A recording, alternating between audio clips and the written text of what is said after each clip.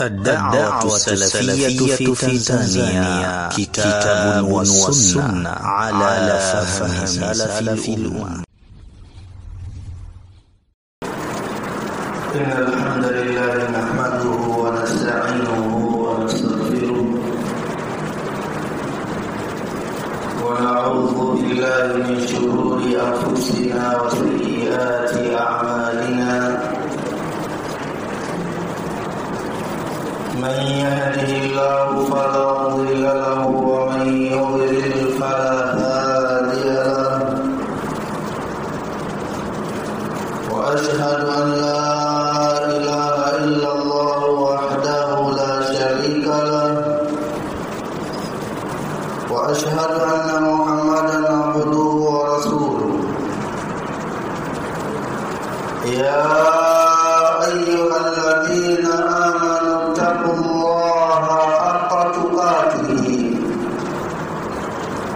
حق تقاته ولا تموتن إلا وأنتم مسلمون. يا أيها الناس اتقوا ربكم الذي خلقكم من نفس واحدة وخلق منها زوجها وبث منهما رجالا كثيرا ونساء. واتقوا الله الذي تساءلون به والأرحام إن الله كان عليكم رقيبا. يا أيها الذين آمنوا اتقوا الله وقولوا قولا سديدا يصلح لكم أعمالكم ويغفر لكم ذنوبكم. ومن يطع الله ورسوله فقد فاز فوزا عظيما. أما بعد، فإن أصدق الحديث كتاب الله، وخير الهدي هدي محمد صلى الله عليه وسلم، وشر الأمور محدثاتها، وكل محدثة بدعة، وكل بدعة ضلالة، وكل ضلالة في النار. عباد الله، أوصيكم ونفسي بتقوى الله سبحانه وتعالى. ndugu zangu katika imani, ninaihisia nafsi yangu na kuhusia katika kumcha Allah subhanahu wa ta'ala. Na khutba yetu ya leo tunawasihi, tunawapa nasaha walinganizi wa dini ya Kiislamu, mashaikh mbalimbali, hususan katika darasa zao, katika hutuba zao, katika mawaidha yao, wajue kabisa kwamba wao wanafanya kazi ya mitume wa Allah subhanahu wa ta'ala. Na hao mitume wa Allah tabaraka wa ta'ala wametumwa na Allah subhanahu wa ta'ala kuifanya kazi hiyo.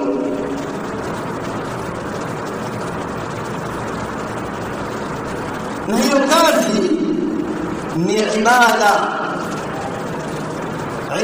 ambayo mtu atarajia lipwe malipo kutoka kwa Allah subhanahu wa ta'ala. Lakini ili Allah subhanahu wa ta'ala atie malipo katika ibada hiyo, kuna utaratibu maalum. na wasia mashehe wote duniani. Jambo la mwanzo katika kudurusisha kwao, katika ulinganizi wao, kuwaita watu katika njia ya Allah subhanahu wa ta'ala, basi wakusudie kutafuta radhi za Allah subhanahu wa ta'ala na vinginevyo.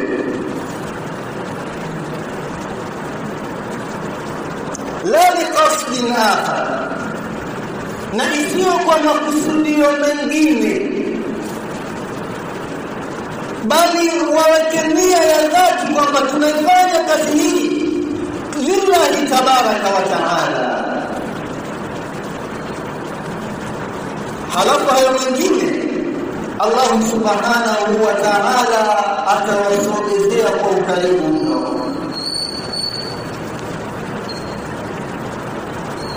La jahan, isiwe kwa ajili ya kutafuta cheo fulani, wala shuhra, wala kwa kutafuta umaarufu, wala suma, wala kwa kutaka kusikika, bali mashehe wawe na ikhlas na wafanye kazi hii kwa ajili ya Allah subhanahu wa ta'ala na kutafuta radhi za Allah tabaraka wa ta'ala.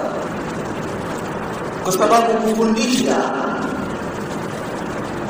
kuwahutubia watu, kutoa mawaidha, kuwaita katika njia ya sawa, hii ni kazi, na kazi hii ni ibada, na ibada hii yatakikana ifanye kwa ajili ya Allah subhanahu wa ta'ala. Kwa maana tumtakasia Allah ibada, tuifanye ibada kwa kutafuta uso wa Allah subhanahu wa ta'ala.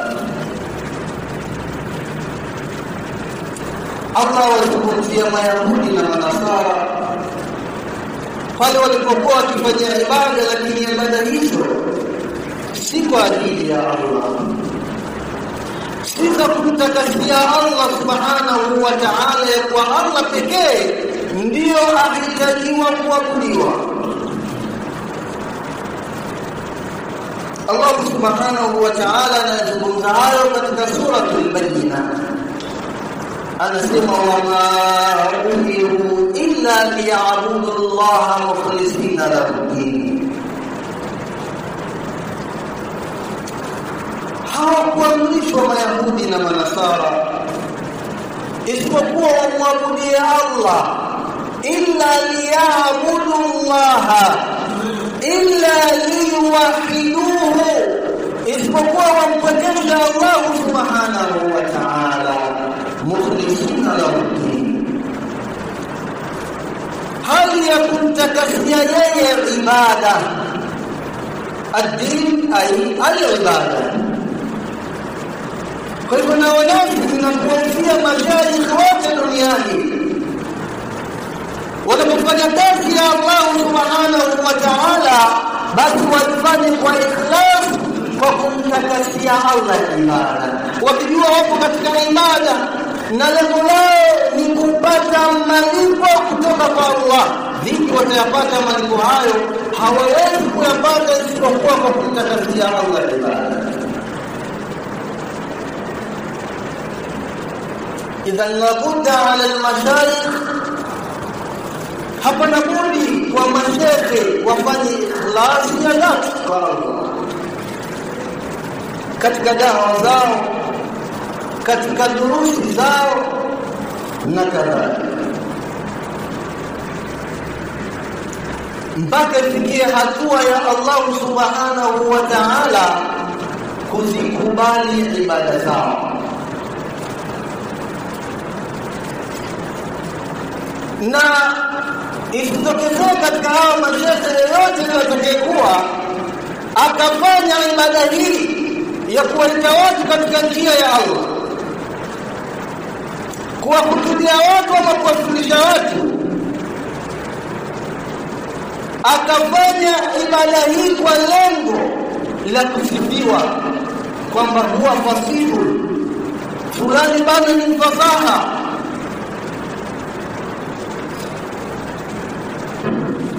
fulani wana mutakallimun fasih. والمتكلم الفصيح هو القادر على الاتيان بكلام فصيح. قال يسمى balagha hapo tutakuwa tumeelewa.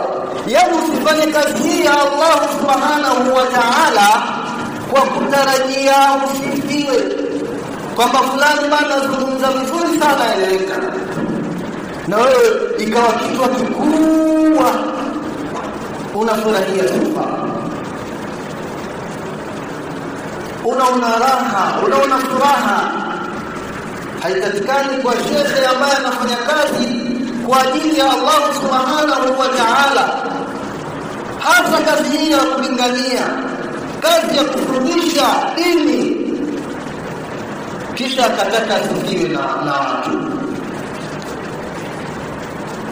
Ndugu zangu katika imani, bali wewe fanya kwa kutafuta radhi za Allah Subhanahu wa Ta'ala,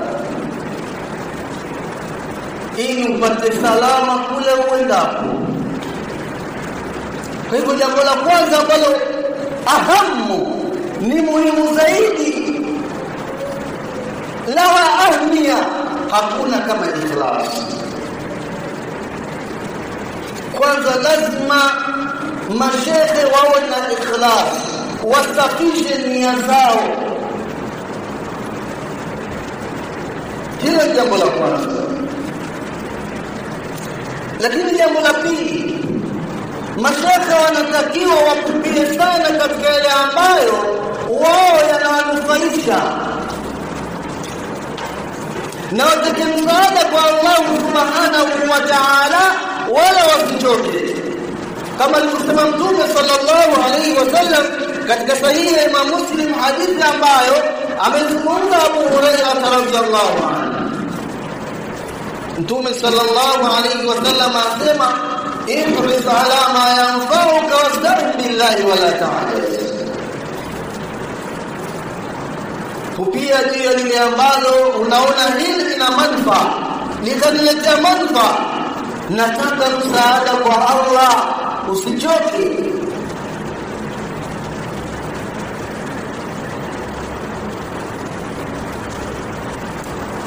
Khatibu, mdurusishaji, mtoa mawaidha, anatakiwa afahamu kwamba yeye msaada wa Allah ni bora kwake yeye kuliko vinginevyo. Yaani afanye kazi yake ya dawa kwa kutarajia msaada wa Allah Subhanahu wa Ta'ala, na ajua yeye anazungumza, yeye anafundisha pale alipokaa, na durusi darasa anazozitoa ajue kabisa anategemea nguvu za Allah Subhanahu wa Ta'ala.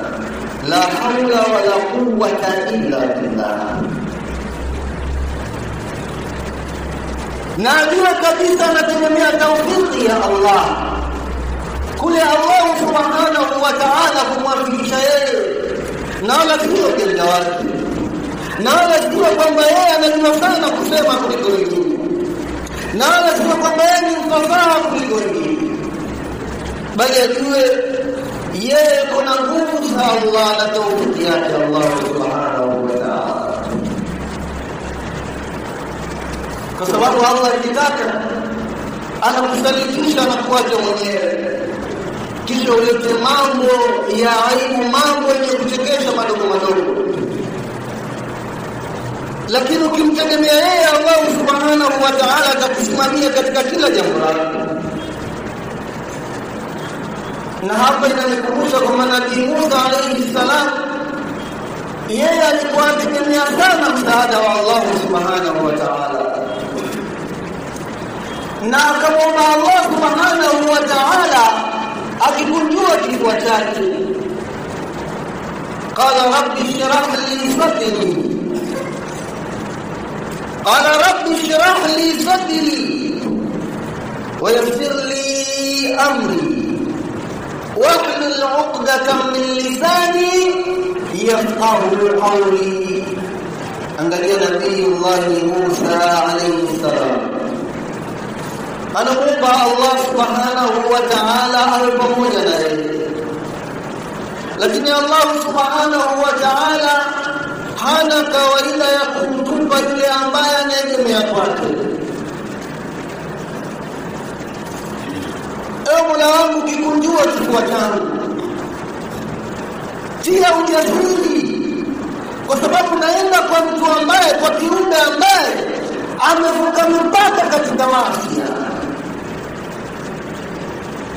ni mkubwa mno wa vitimbi. Unanituma kwa Firauni ya Arabu.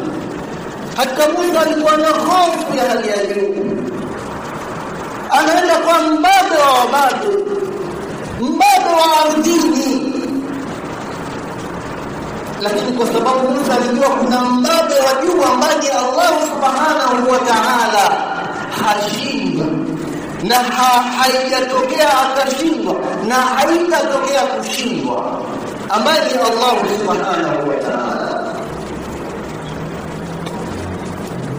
Akamwambia, basi nifanyie pesi ile jambo langu, na ondosha kifundo katika ulimi wangu. Musa alikuwa na kigugumizi, anaomba msaada kwa Allah subhanahu wa ta'ala, yafahamu qawli, ili wanielewe kile nitakachokuwa nakinena, kile ambacho nitakuwa nakisema wapate kunielewa kwa haraka. Firauni pamoja na watu wake ambao wamefuata yeye katika wana wa Israeli. Ndugu zangu katika imani, usitegemee ufasaha wako ukasema mimi mwenyewe najiweza. Hata kama uko na ufasaha wa kiasi gani, tegemea msaada wa Allah subhanahu wa ta'ala. Mtegemea Allah subhanahu wa ta'ala, wa man yatawakkal ala Allah fa huwa hasbuh. Hilo ni jambo la pili. Na jambo la tatu, wawe majasiri, mashaikh wawe na ushupavu, wanapoamua hata kuzungumzia haki wasirudi nyuma, kwa sababu wao wako pamoja na Allah subhanahu wa ta'ala, na Allah atawapa nguvu, atawapa nusra ya kweli. Wasiwe na hali ya nifaq, anakuwa hayupo mahala ambapo anatakiwa awepo, na anakuwa yupo mahala ambapo hatakiwi kuwepo. Mudabina baina dhalika, wawe mashupavu, majasiri wa kweli, wasimamie haki pasipokuwa na kumuogopa yoyote.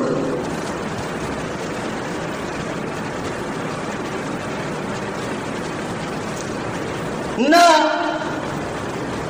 wajua kwamba Allah subhanahu wa ta'ala yuko pamoja na wao, wasikate tamaa kwa namna yoyote itakayokuwa, kwa sababu wanafanya kazi ya Allah, kazi ambayo wamefanya mitume wa Allah. Maadamu wamesimamia haki, wakubaliane na yote ambayo kwamba watakutana nayo, lakini kwa sharti la namba moja, wawe na ikhlasi ya kweli, ili watakapotoweka katika mgongo wa ardhi wakakutana na malipo yaliyoshiba. Astaghfirullah fastaghfiruhu innahu huwal ghafurur rahim. Alhamdulillah, wassalatu wassalamu ala rasulillah wa ala alihi wa ashabihi, amma. Ndugu zangu katika imani, jambo la nne, mashaikh ambao kwamba wanafanya kazi ya Allah subhanahu wa ta'ala, kufundisha, kutoa mawaidha, wajitathmini.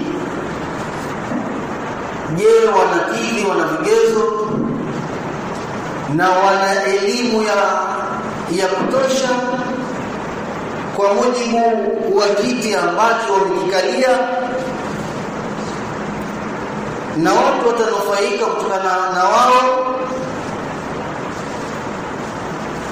Je, watu watapata elimu vizuri?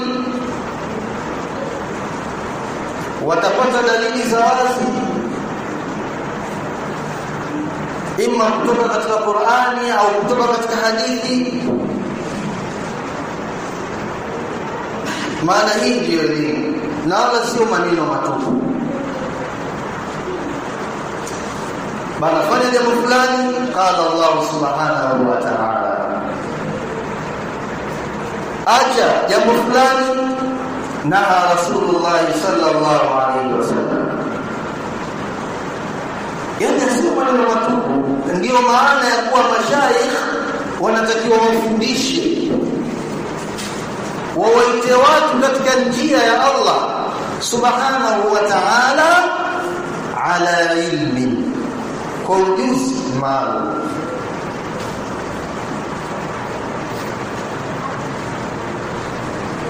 Kwa hivyo ukitaka uwe mwalimu shekhe wa kweli tena ambaye najiha,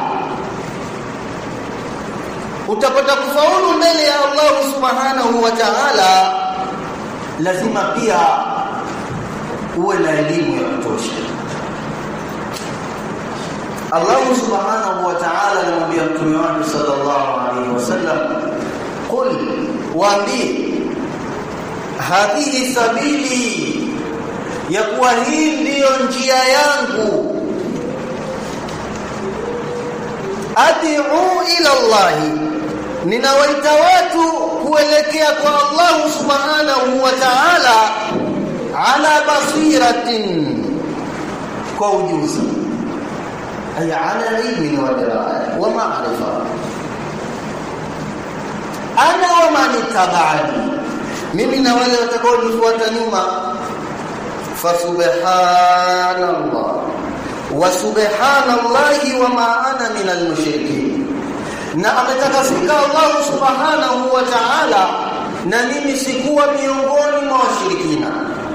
Inma ana minal muwahhidin Allah, hakika mimi ni miongoni mwa wale ambao ni kumpwekesha Allah subhanahu wa ta'ala.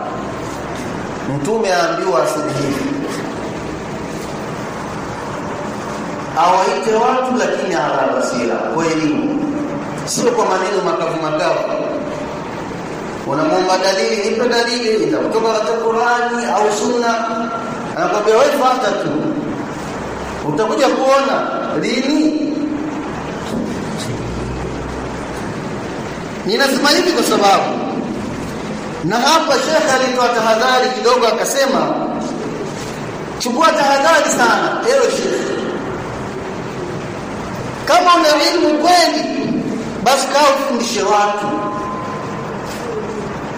Maana kuna mashekhe wengine wanaitwa tu mashekhe, lakini hawana elimu ya kuwa mashekhe. Labda kama ina maana ya kuwa ni mtu mzima, sawa, lakini kwa maana ya elimu mwingine hata mtu mzima hana, na anaitwa shekhe, unajiuliza ushekhe wa nini?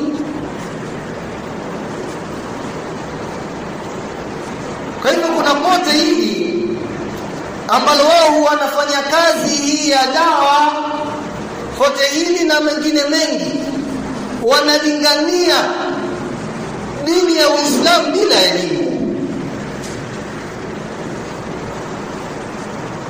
Na hapa sitaona tabu kuwataja, bali ni jamaa tutabiri, wao wanalingania watu pasipokuwa na elimu. Ndipo kakuta wakikuta misikiti mbele na makaburi, na wao waswali waungatena. Mambo mengi hawayachungi katika dini, ni kwa sababu ya kuzembea jambo zima la elimu. Na wale wengine mfano wao, yanawataja hapa kwa maana tuchukulie umuhimu sana hili jambo la elimu. Ni msingi mkubwa sana wa kufanya dawa na kuwalingania watu. Sisi tunawaita nyie tuwafundishe, kwa nini hamna haki ya kukaa chini mkasoma dini? Mara nyingi bana huwa tunapenda kunyoosha maelezo. Hatujakamilika, tuna mapungufu, lakini ukweli useme. Atakayekasirika basi achukue maamuzi ukaa chini asome, kwa sababu kusoma mpaka kufa hakuna mwisho. Hata ya malengo sikii thanawi, jamia, mtawasita, sikii tidai, haya ni malengo tu. Unaweza ukafika jamia ukamaliza masomo yako, lakini bado tuko usome dini mpaka unakufa.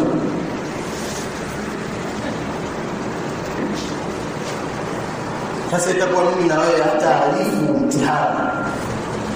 Tunavaa kilemba cha shehe tunaenda kulingania dini. Halafu tukiuliza mambo ya dini, sisi tunajibu nini hata sielewi.